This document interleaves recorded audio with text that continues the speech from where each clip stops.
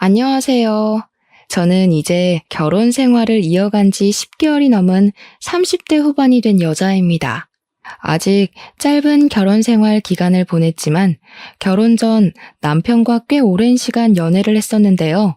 오늘 제가 들려드릴 이야기는 남편과 제가 결혼하기 전에 겪었던 아주 무서운 이야기입니다. 사연을 들어주시는 청취자 여러분들께선 혹시 세상에서 어떤 것들이 가장 무서우신가요? 귀신? 맹독을 가진 파충류? 아니면 육식동물? 저는 사람입니다.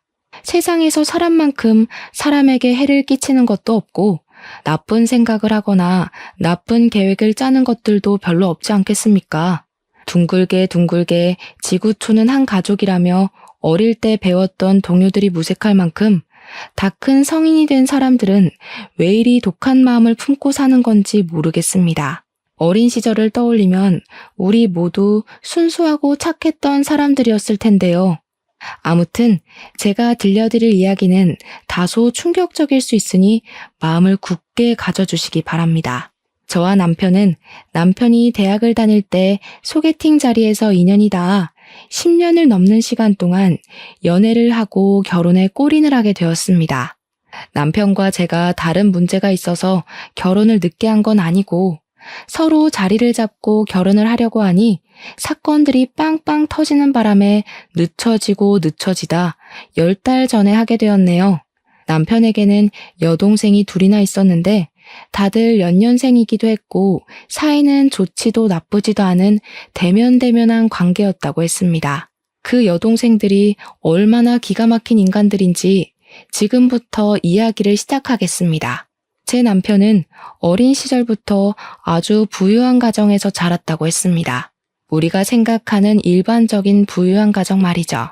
집에 그랜드 피아노도 있고 2층 집에 살고 마당도 있어서 반려견과 뛰어놀기 딱 좋은 그런 환경 말입니다. 우리 남편에게는 부족함 없이 모든 걸 채워주신 시부모님이셨는데 남편의 어머니, 그러니까 친모가 일찍 세상을 떠나게 되었다고 했습니다. 우리 남편이 아직 어릴 때 암이라는 몹쓸 병에 걸리는 바람에 투병 생활을 꽤 힘들게 하시다가 돌아가셨는데요. 시부는 일을 하느라 바빠서 친모를 잘 챙기지 못했다고 하더라고요. 소 잃고 외양간을 고친다고 친모가 죽고 나서야 시부는 뼈저린 후회와 반성을 하게 되었고 2번의 실수는 하지 않겠다고 다짐을 했다고 합니다. 아들만큼은 제대로 챙기겠다며 각오를 다지고 아들에게 엄마의 손길이 필요하다는 것을 깨닫고는 정말 우리 남편을 위해서 재혼을 하셨다고 합니다. 연년생 여자아이들 둘을 홀로 열심히 키우고 계셨던 시모는 시부의 눈에는 정말 성품도 바르고 인내심도 많고 생각이 깊은 그런 사람이었다고 했습니다. 시부는 돈이 넘치게 있었으니 시모가 데려온 2 딸들이나 남편이나 차별하지 않고 모든 걸 고르게 베풀면서 키웠다고 하셨습니다. 장난감을 사도 셋이 똑같이, 문제집을 사도 셋이 똑같이, 학원을 다녀도 셋이 똑같이, 전자기기나 옷을 살 때도 똑같이 하셨다고 했습니다. 다르게 했다가는 친자식과 양자식을 차별한다고 예민한 아이들끼리 싸움이 날지도 모른다고 생각하셨다고 했어요. 그런 시부의 노력이 통한 건지 재혼한 여자, 그러니까 시모도 정말 우리 남편을 친자식처럼 생각하고 키우셨다고 했습니다. 혼내는 것을 눈치 보지 않고 정말 자식이 바르게 자랄 수 있도록 하나하나 세심하게 살피면서 말입니다. 극악무도하다는 사춘기를 옆에서 꿋꿋하게 견뎌내셨고 다른 건 몰라도 어른들을 공경하고 예의범절을 지키는 사람으로 키우기 위해 노력하셨다고 했습니다. 우리 남편이 사춘기를 심하게 겪은 편이었다고 하는데 어린 마음에 반항심으로 뻗대기도 하고 집안의 물건을 박살내면서 정신 나간 놈처럼 굴기도 했었대요. 그럴 때마다 시모는 남편에게 그래서 마음의 응어리가 풀린다면 얼마든지 하라고, 하지만 우리가 진짜 가족인 것은 잊지 말라면서 사랑으로 감싸주셨다고 합니다. 우리 남편이 이런 집구석에서 하루도 더 살고 싶지 않다면서 가출을 했는데 시모가 울면서 맨발로 우리 남편을 뒤쫓아오셨다고 해요. 등짝을 마구마구 때리면서 이놈 자식아, 엄마를 두고 어디 가냐고 눈물을 뚝뚝 흘리는데 우리 남편이 고개를 숙여 내려보니 발이 엉망이셨대요. 유리 조각에 찍힌 건지 돌부리에 찧은 건지 새끼발가락이 찢어져서 피가 뚝뚝 흐르는데도 아픈 줄도 모르고 남편에게 집으로 가자고 하셨대요. 그때 우리 남편이 처음으로 엄마의 사랑이라는 게 이런 건가 싶은 생각이 들면서 마음을 열고 새 가족을 받아들였다고 했습니다. 늘 자기 눈치를 보면서 혼내도 조심스럽게 대하던 새엄마였는데 등짝을 가차없이 때리는 걸 보고 안심이 되었다고 하니 남편이 정신 나간 놈인 건 맞죠 뭐. 그 뒤로 남편은 시모를 극진하게 챙기면서 둘도 없는 단짝 같은 사이가 되었고 고민도 나누고 행복도 나누는 사이가 되었다고 했습니다. 남편에게는 시모가 데려온 연년생 딸이 둘이 있다고 하지 않았겠습니까? 오늘 이야기의 주인공이자 대단한 우리 신우들 말입니다. 신우들은 갑자기 생긴 아버지도 혼란스러웠지만 오빠가 엄마랑 잘 지내는 걸 보고 질투를 엄청나게 했었다고 합니다. 아무래도 남편이 먼저 고등학생이 되었으니까 시모가 남편을 더 챙기고 그랬나 봅니다. 학원을 더 많이 다니고 그랬으니까요. 그럴 때마다 신우들은 누가 친자식인지 모르겠다면서 은근히 시모한테 불만을 말하기도 하고 남편에게 눈치를 주기도 했었대요. 남편이 여동생들이랑도 잘 지내보려고 먼저 다가가서 맛있는 걸 먹으러 가자고 하기도 하고 선물을 사주기도 해도 냉랭하게 굴었대요. 이런 거 필요 없는데? 누가 요즘 이런 걸 쓴다고? 센스 없다 하는 말을 면전에 뱉으면서 줘도 안 가질 거라고 돌려주고 그랬다고 하네요. 그렇게 대면대면한 사이로 청소년기를 보내게 되었는데 남편이 원래 공부를 잘하는 편이 아니었다고 하더라고요. 여동생 2명은 서로 공부를 도와주며 학업에 열정적인 학생이었고요. 성적도 상당히 우수한 편에 속했다고 하더라고요. 그걸 본 남편이 괜한 경쟁 심리가 붙어서 오기를 부리면서 공부를 시작했고 과외도 받고 학원도 다니면서 성적을 쑥쑥 올리기 시작했습니다. 제일 먼저 수능을 보게 된 남편이 수능에서 대박이 났고 서울에 있는 명문대 의대에 떡하니 합격을 하게 된 것입니다. 여동생들도 질 수 없다면서 엄청 예민하게 공부를 하기 시작했는데 막상 고등학교 3학년이 되어서는 둘 다 실수를 하게 되고 성적이 눈에 띄게 오르진 못했대요. 남편처럼 수능이 대박이 난 것도 아니라서 의대를 갈 성적까지는 미치지 못했고 첫째 신우는 약대를 가게 되었고 둘째 신우는 수의대에 진학을 하게 되었습니다. 그러니 시부도 시모도 의대에 진학을 하게 된 우리 남편에게 칭찬을 아끼지 않았고 신우들은 그게 못 견디게 싫었다고 하더라고요. 일부러 남편 들으라고 비수가 될 만한 말들을 대놓고 하기 시작하면서 남편을 못살게 굴었답니다. 오빠는 의대를 가도 여자친구 사귀기는 조금 어렵겠다. 의사면 뭐해? 몸이 왜소하고 멋진 구석이 하나도 없는데. 맞아. 오빠 코 성형수술 같은 거 할 생각은 없어? 남자는 자고로 코가 잘생겨야 돼. 실패해서 돼지코 되면 웃기긴 하겠다. 남편은 치사하게 외모로 공격을 하는 여동생들의 코를 완전히 눌러주고 싶은 생각이 들어서 의대를 다니며 그 바쁜 와중에도 운동을 시작하게 되었습니다. 당연히 시간을 많이 할애할 수 없었기 때문에 근육이 단단하게 잡힌 몸까지는 만들지 못했지만 장근육이 도드라지는 예쁜 몸매를 가지게 되었습니다. 그러니 옷을 입어서 은근히 태가 살아나도 또 의대를 다니고 있으니 짱짱한 인재 아니겠습니까? 주위에서 소개팅을 시켜주겠다는 제안이 엄청 들어왔대요. 남편은 그 뒤로 간간히 소개팅도 하고 여자친구도 사귀면서 행복한 대학 생활을 하고 있었는데 그게 신우들의 심기를 또 거스른 거지요. 배알이 꼬인 신우들이 요즘 누가 그런 소심한 근육을 가진 사람을 좋아하냐면서 운동선수들이랑 비교를 해가며 남편에게 빈정거렸대요. 여동생들이 대놓고 시비를 걸고 못살게 구니 시모는 남편에게 더 미안한 마음이 들었고 티가 나게 남편을 챙겨주며 잘해주게 된 거죠. 신우들은 엄마는 자기 마음을 모른다면서 반항하기 시작하고 집안은 악순환이 돌고 돌았다고 했습니다. 그러던 어느 날 군대도 다녀오고 의대 졸업을 앞두게 된 남편과 제가 소개팅을 하게 되었습니다. 저는 평범한 가정에서 자란 편이라고 말을 하고 다니지만 형사인 아버지를 따라서 경찰이 되는 게 꿈이었던 여자였습니다. 피나는 노력 끝에 경찰대학에 진학을 하게 되었고 저도 어디 가서 빠지는 환경은 아니었기 때문에 건너 소개로 남편을 만나게 되었던 것입니다. 소개팅 자리에서 만난 남편은 무척이나 자상한 편이었고 무엇보다 여자의 기분을 빠르게 알아채는 사람이었습니다. 한눈에 반할 정도로 잘생긴 얼굴은 아니었지만 어디 데리고 다니기 쪽팔린 얼굴은 아니었고 평범한 외형을 가지고 있었습니다. 제가 외모를 그렇게 따지는 편은 아니었거든요. 제 취미가 영화 감상이었는데 남편도 틈이 나면 영화를 꼭 보러 다니더라고요. 서로 관심사나 취미 같은 게 잘 맞는 편이라 연애를 시작하게 되었는데 그때가 남편이 의사고시를 봐야 하는 시기와 딱 맞물렸습니다. 의사고시 합격을 해야 면허가 나왔기 때문에 남편은 공부에 집중을 했어요. 흉부외과에 가고 싶다는 목표가 뚜렷한 사람이었거든요.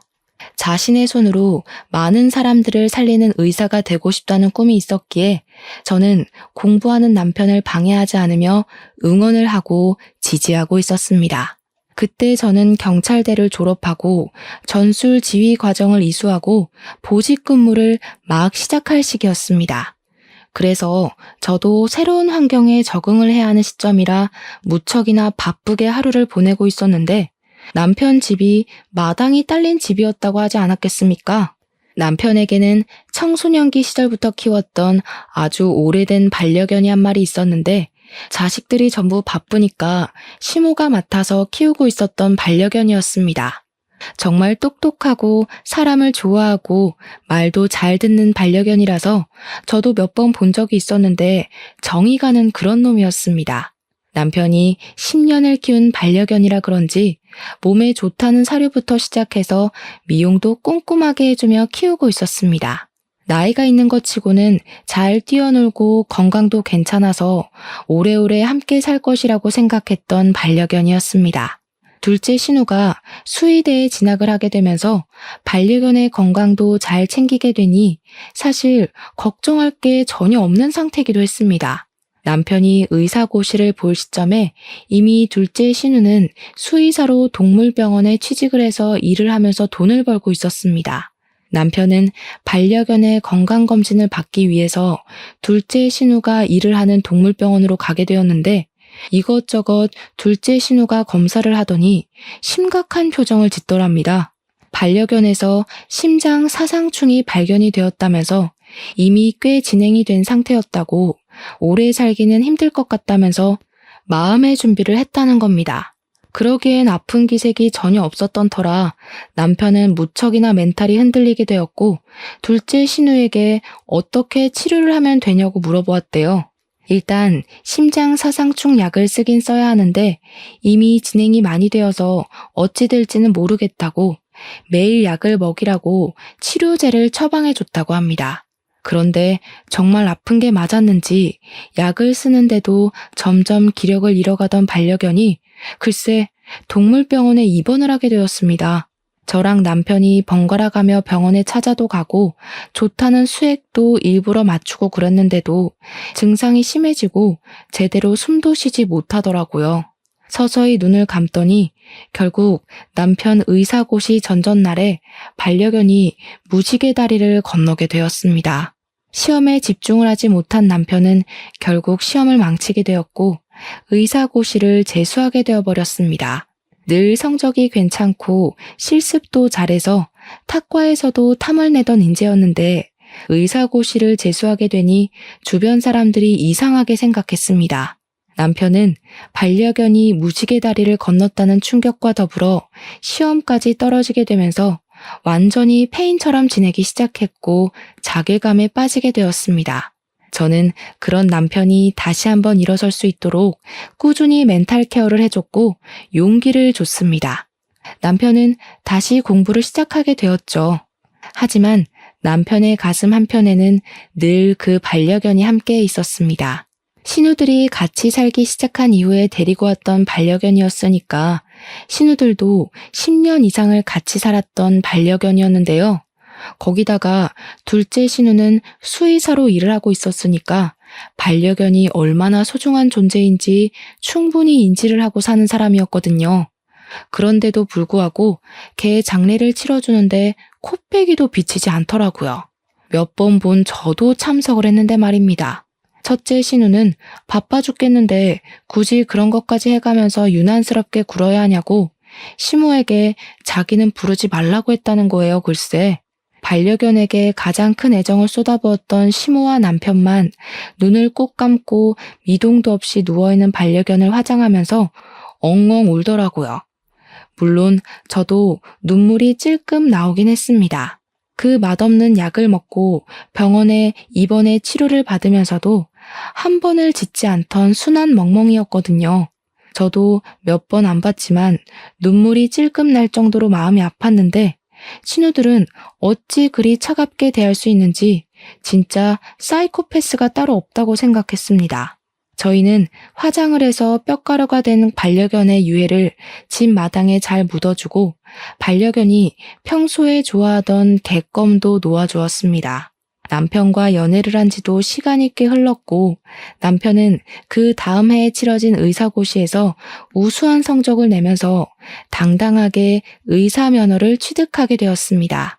본격적으로 흉부외과를 선택한 남편은 일이 바빠 잠을 잘 시간이 부족할 정도로 공부를 하며 의료기술을 익혀나가기 시작했습니다. 저도 경찰서에 발령을 받아 근무를 하게 되면서 각종 범죄 신고에 출동을 하느라 하루가 어떻게 흘러가는지도 모르게 지냈습니다. 남편과 다 죽어가는 몰골로 다크서클을 턱 밑까지 끌어내리고 데이트를 하는 도중에도 서로의 직장에서 연락이 오면 뛰쳐나가야 했습니다. 영화 한 편을 제대로 볼 수 없을 정도로 바빴으니까 상상이나 되십니까? 그러던 도중에 집안이 조용하다고 우울해하는 시모를 위해서 남편은 새 강아지를 입양하기로 결심을 했습니다. 시모와 함께 유기견 센터에 가서 시모가 제일 눈이 가는 강아지를 입양해 왔다고 했습니다. 저는 남편을 칭찬해 주었죠. 유기견이라 그런지 사람에게 받은 상처가 있었던 강아지는 낯가림이 아주 심해서 으르렁거림이 많았는데 특히 신우들에게 유독 으르렁거렸다고 했습니다. 솔직히 제가 제 3자의 눈으로 봐도 싹수가 없어서 정이 가지 않던 신우들인데 낯가림 심한 강아지는 더할 수도 있겠다 싶었습니다. 저는 은근히 강아지가 신우들을 좀 괴롭히고 물기도 했으면 좋겠다고 생각할 정도였으니까요. 남편은 반려견을 정말 좋아해서 틈이 나면 같이 산책도 나가고 정을 붙이게 하려고 놀아주기도 하고 하면서 지냈는데 정말로 사건이 일어나게 된 것입니다. 수의사임에도 불구하고 집에서 키우던 반려견에게 매몰차게 굴고 정을 주지 않았던 둘째 신우를 반려견이 확 물어버린 겁니다. 다리를 반려견이 아주 심하게 물어뜯는 바람에 살이 찢어져 나가면서 응급실에 실려가게 되었습니다. 둘째 신우는 아파 죽겠다면서 난리를 쳤고 급하게 응급실에서 다리를 봉합하는 수술을 받게 되었습니다. 부분 마취가 필요해서 주사를 맞는데 마취약이 들어가고 있는 와중에도 둘째 신우는 그 개를 당장 갖다 버리라면서 난리를 치더라고요. 아니, 수의사씩이나 되어서는 반려견의 행동도 확인하지 않고 보살피지도 않는 주제에 파양을 하라는 말이 나오는지 남편은 어이없어 했습니다. 시모는 둘째 신우의 난리통에 입양을 한 개를 어떻게 파양을 시키겠냐고 차라리 분가를 하라는 소리를 했다고 하더라고요. 너희 나이도 생각해보면 30을 넘겼는데 언제까지 집에서 엄마가 해주는 밥 먹으면서 살 거니? 직장도 다니겠다. 독립을 하는 게 좋겠어.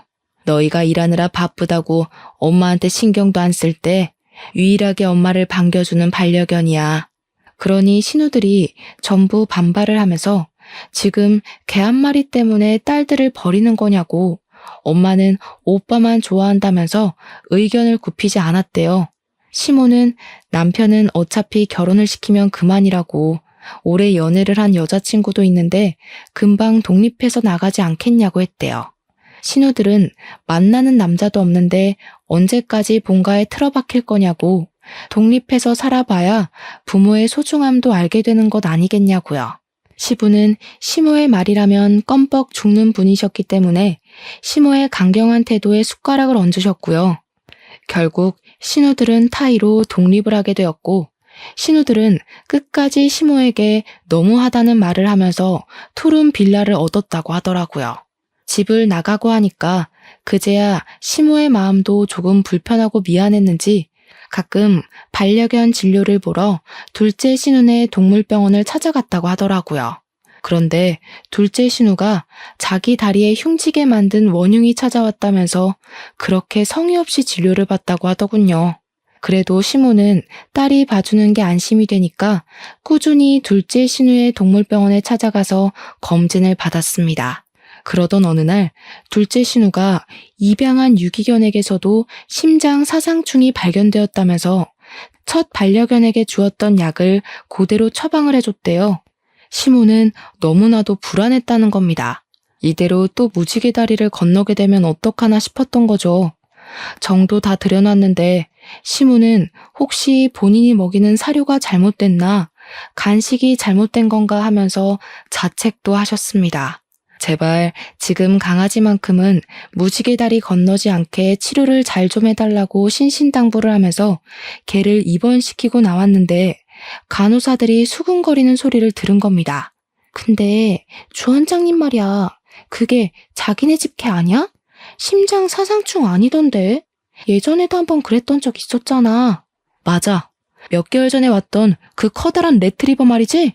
누가 들을라, 조용히 말해. 멀쩡한 개한테 저 약 먹이면 죽을 텐데.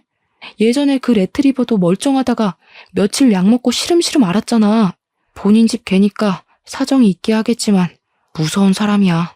그 수군거림을 같이 갔던 남편이랑 시모가 듣고 그 자리에서 완전히 얼어붙고 말았던 거죠. 남편이 약봉지를 들고 그 간호사에게 걸어가서는 혹시 알약이 이거 맞냐고 체근하듯이 물어보니까 간호사가 사색이 되더래요. 주원장에게 들키면 잘릴 게 뻔하다면서 죄송하다고 황급히 탕비실에 들어가서 더 이상 캐묻지도 못했다는 겁니다. 남편은 주위 친구들을 수소문해서 수의사인 친구와 연락이 되어 그 알약을 보여주면서 이 약이 어떤 거냐고, 반려견이 먹어도 되는 약이냐고 물어봤대요. 그러니까 그 친구가 하는 말이 이 약을 어디서 구한 거냐고, 멀쩡하든 아프든 이 약을 먹으면 죽는 약이라고, 개들한테는 안락사 할 때 쓰는 약이나 다름없다고 했다는 겁니다. 남편은 그 이야기를 듣고 정말 온몸에 소름이 끼치고 열이 받아서 바로 시모한테 이 사실을 알렸대요. 어떻게 수의사가 되어서 일부러 개를 죽이려고 그런 짓을 할 수 있는 건지. 두 번째 반려견이야 다리를 물어서 그랬다고 100번 1000번 이해하려고 애를 썼대요. 근데 첫 번째 레트리버는 도무지 그럴 일도 없었는데 왜 그런 짓을 한 건지 아무리 생각해도 모르겠더랍니다. 나중에 알게 된 사실인데 그때 남편이 의사고시를 준비하고 있었던 시기였잖아요. 남편의 멘탈을 흔들기 위해서 일부러 그런 짓을 했던 것이었습니다. 한마디로 남편이 의사고시에 실패를 하길 바라면서 꾸민 짓이었다는 거예요, 글쎄. 이번에는 다리를 물기도 했고 자기가 독립을 하게 된 이유가 입양한 유기견 때문이라고 생각을 해서 개만 없으면 본가에 들어올 수 있을 거라 생각하고 저지른 일이었습니다. 정말 누가 봐도 사이코패스 아닌가요? 이 모든 사실이 밝혀지게 되면서 집안은 당연히 난리가 났고 시모가 자기 딸임에도 불구하고 소름이 끼친다면서 앞으로 얼굴도 보지 말자고 선언을 한 겁니다. 신우들은 어떻게 자기 배로 품어 낳은 딸을 이렇게 내칠 수가 있냐고 울고불고 시모한테 매달렸지만 시모는 아주 강경했습니다. 선을 넘어도 너무 심하게 넘은 행동이다 보니까 시부도 당연히 두 딸들의 편을 들어주지 않았고 남편은 신우들을 향해 욕설을 뱉었죠. 이런 애매한 상황에서 저랑 남편의 나이가 홍기를 넘어서기도 했고 결혼을 해야 할 것 같은 느낌이 강하게 들기도 했습니다. 정말 오랜 시간 연애를 해왔기도 했고, 보통 의사나 경찰이나 일찌감치 가정을 꾸리는 경우가 많은데, 저희는 역순으로 가고 있었으니까요.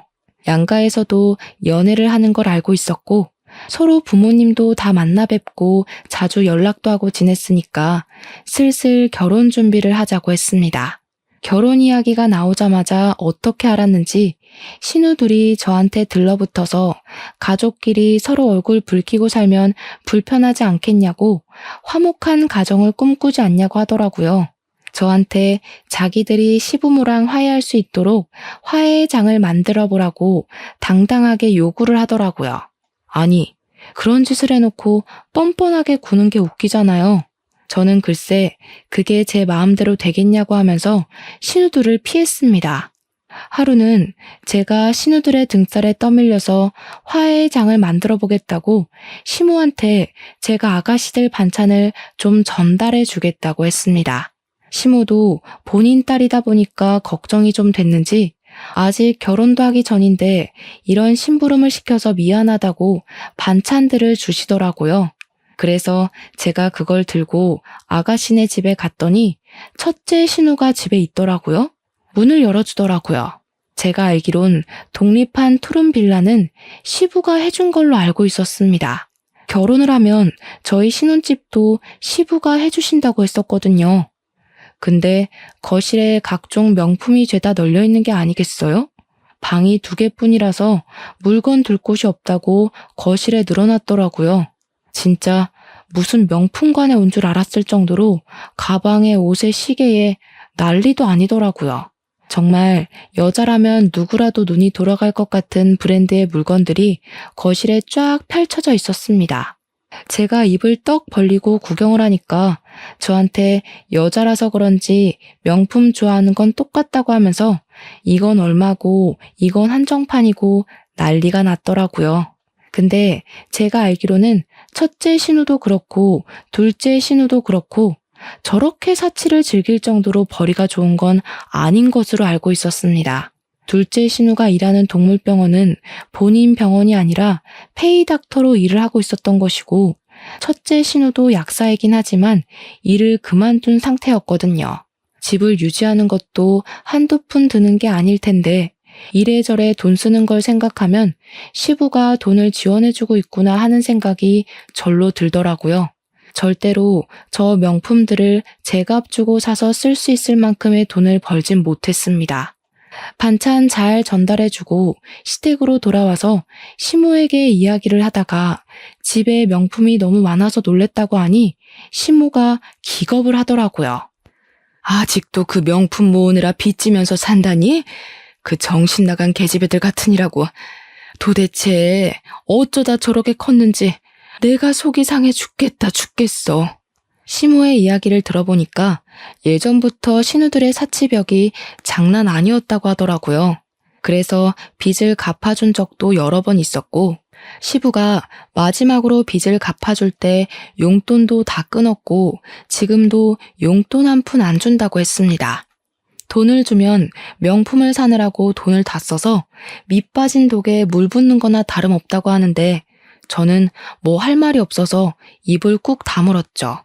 그럼 그 명품들은 다 어디서 얻어온 걸까 싶어서 궁금하긴 했습니다. 아무튼 저랑 남편의 결혼 준비는 착착 이루어지게 되었고 상견례를 하게 됐는데 시부모의 요청으로 일부러 신우들은 부르지 않고 진행을 했습니다.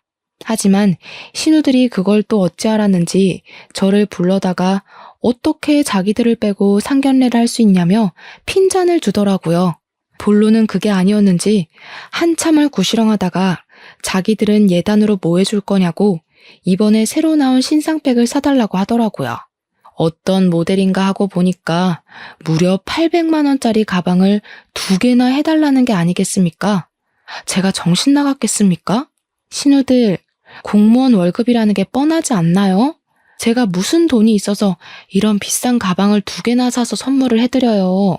우리 오빠 의사잖아, 의사. 의사 남편 데려가면서 그 정도는 당연히 해야 하는 거 아니야? 우리가 뭐 집을 사오래, 차를 사달래? 그 정도도 못해? 신혼집도 우리 아빠가 얻어준다고 하던데 당연히 성의는 보여야지. 그 집도 시아버지께서 해주시는 거지 신우들이 해주는 건 아니잖아요. 제 월급으론 턱도 없어요. 못 해드려요. 그러니까 저한테 경우가 없네 우리 집을 무시하는 처사네 결혼 반대하겠다고 호들갑을 떨더라고요. 제가 기가 막혀서 시모한테 일렀더니 시모가 몸을 부들부들 떨면서 미안하다고 자기 딸들이지만 왜 저러는지 모르겠다고 하더라고요. 저한테 신세한탄을 하는데 원래 비뚤어진 아이들은 아니었다고 하시더라고요. 사별을 한 이후에 혼자 딸 둘을 키우면서 무시도 당하고 멸시도 당해서 방어적인 성격을 가지게 된 것 같다고요. 부자 새아빠를 만나서 부족함 없이 살고 있지만 지 오빠가 뭐든 자기들보다 잘하니까 자격지심이 생긴 것 같다면서 눈물을 훔치셨습니다. 외적으로 치장하고 돈을 쓰는 것으로 위안을 삼는 것 같다며 정신병원이라도 보내야 할 것 같다는 말에 저러다가도 정신 차리는 날이 올 거라고 위로를 했습니다. 정신을 차리기는 개뿔. 신우들은 평생이 가도 정신을 차리지 못할 게 분명합니다. 어느 날 시댁으로 소송장이 하나 날아왔다고 하더라고요. 시모가 아무 생각 없이 열어봤는데 글쎄 그대로 목덜미를 잡고 넘어가고 말았습니다. 첫째 신우가 만나던 남자가 있었는데 그 인간이 유부남이었던 것입니다. 본가로 상간자 소송장이 날아왔고 집안이 발칵 뒤집어진 겁니다. 시부는 이제 더는 못 봐준다고 노발대발 난리가 났고 시모는 개거품을 물고서 쓰러지고요. 저랑 남편은 집안이 바람잘 날 없는 와중에 결혼 날짜가 다가오고 있어서 긴장을 멈출 수가 없었습니다. 거기서 끝이라도 났으면 모르겠는데 이 정신 나간 첫째 신우가 죽어도 그 남자랑 못 헤어지겠다면서 둘이 야반도주를 한 게 아니겠습니까? 도대체 이게 무슨 일인지. 제 직업이 경찰이다 보니까 시부모님은 저한테 신우의 행방을 찾아달라고 하는데 원래 성인은 실종 신고가 잘 안 되거든요. 특히 신우처럼 자의로 집을 나간 사람을 찾아봐야 뭐 어쩌겠습니까. 시간이 흐르고 흘러서 저와 남편의 결혼식을 일주일 앞둔 날, 그날이 첫째 신우가 가출을 한 지 4개월이 되던 날이었습니다. 첫째 신우가 돈이 다 떨어진 건지 시모한테 공중전화로 연락을 하게 된 것입니다. 돈이 필요하니까 잠깐만 만나달라고 애걸복걸했대요. 시모는 4개월 만에 처음으로 딸에게 연락이 왔으니 얼마나 보고 싶었을까요? 버선발로 신우를 본다고 뛰어나가다가 교통사고를 당하게 되었습니다. 야밤에 주의도 살피지 않고 냅다 첫째 신우를 만난다고 나가다가 음주운전 차량에 치이게 되었고 현장에서 손 쓸 사이도 없이 눈을 감으셨습니다. 시모가 죽은 마당에 결혼식 날짜에 저희가 어떻게 결혼식을 웃으며 올릴 수 있겠습니까? 그래서 결혼식을 취소하고 미루기로 했습니다. 이미 우리 부부가 같이 살 집이며 혼수는 다 준비가 되어 있었기에 혼인신고만 하고 살자고 이야기를 했는데 남편이 그러더라고요. 일단 지금 상황에 혼인신고를 하는 게 답이 아닌 것 같으니 조금 미룰 수 있겠냐고요. 저희가 결혼식을 올리고 1년을 같이 살아본 이후에 혼인신고를 하기로 약속을 하기도 했고 손해볼 건 아닌 것 같아서 알겠다고 했습니다. 결국 시모의 허망한 죽음을 계기로 첫째 신우는 집으로 돌아오게 되었고 언니가 돌아왔다는 소식에 둘째 신우도 독립한 집을 처분하고 본가로 들어왔습니다. 본가에서는 시부와 신우 둘, 저와 남편은 아파트로 분가를 하게 되었습니다.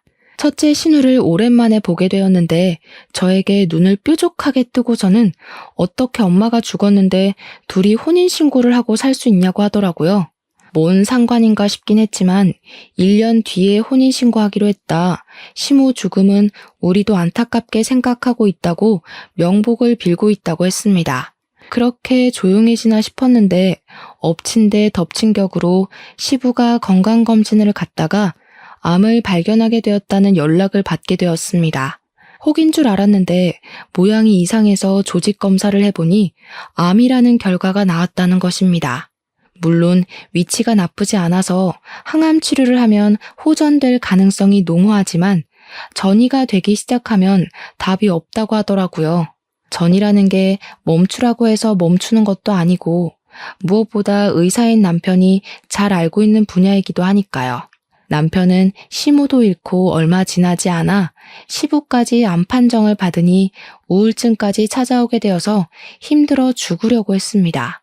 당연히 우리 남편은 일이 손에 잡히지 않아 실수를 하는 일이 잦아졌고 동료들에게서도 평판이 점점 떨어지기 시작했습니다.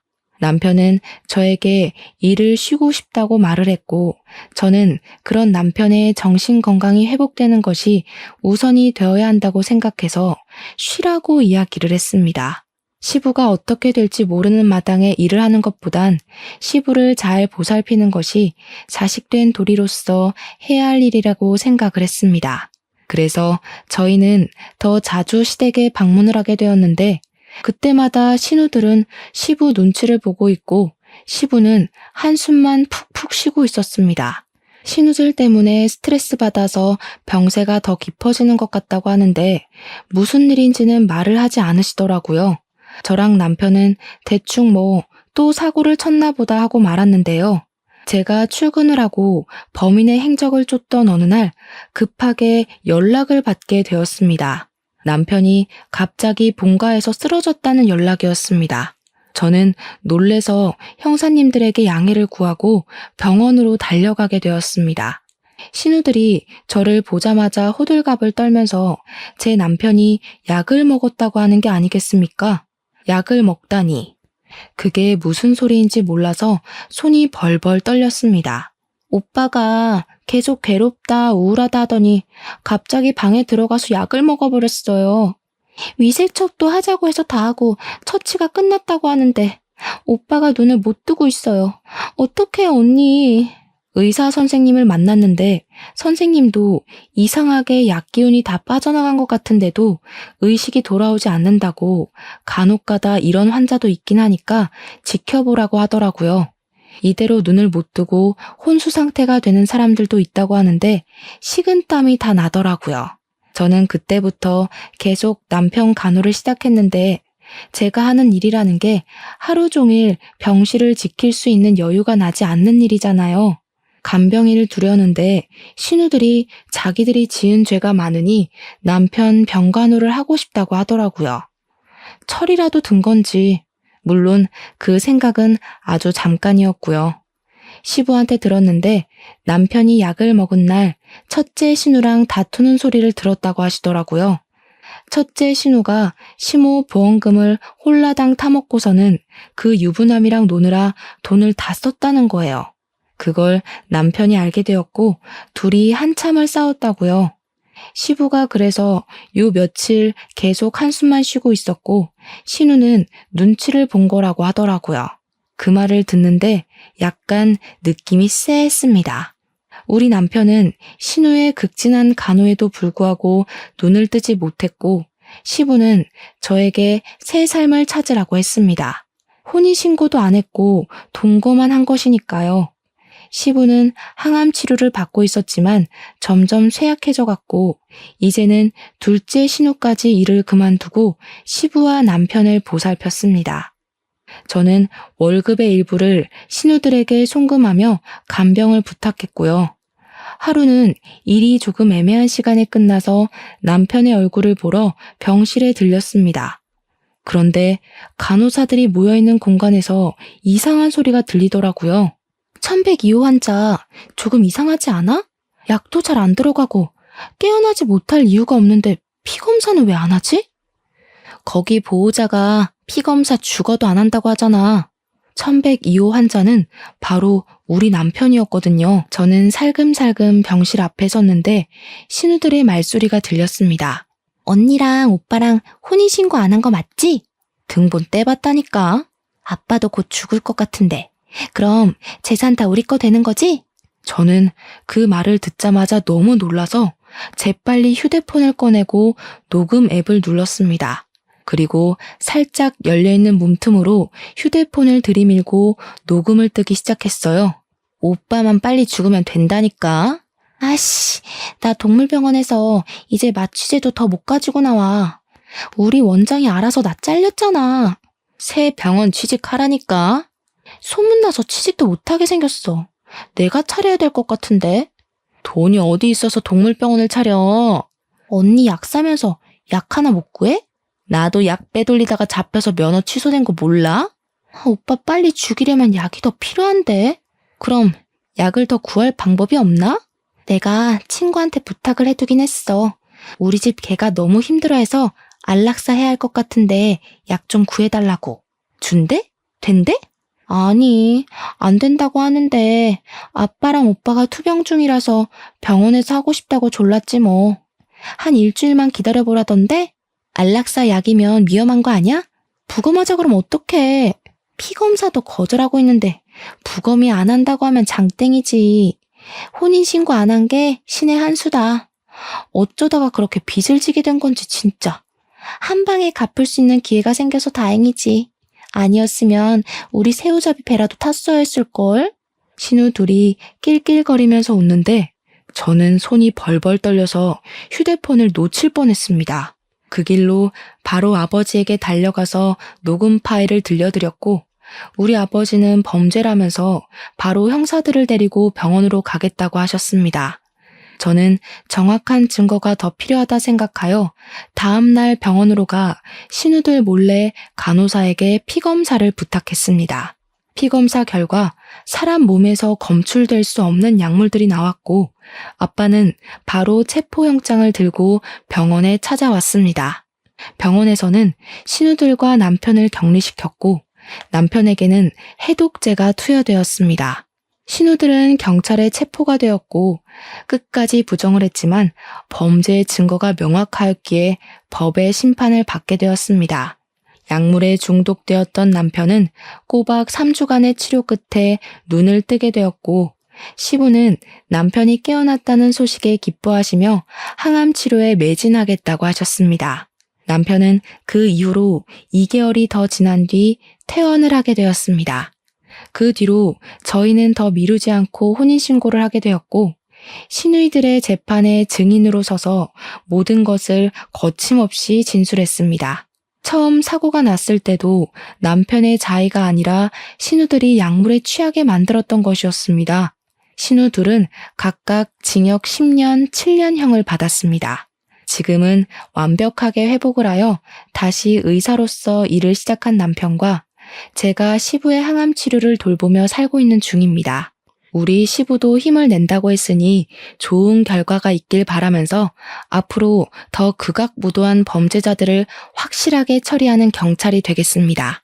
이 사연을 들어주신 청취자 여러분 곁에 저런 범죄자가 활보하지 않도록 노력하겠습니다. 물론 저희 가정도 소홀하지 않게 돌보겠습니다. 제 이야기 재밌게 들어주셨다면 더할 나위 없이 기쁠 것 같습니다. 감사합니다.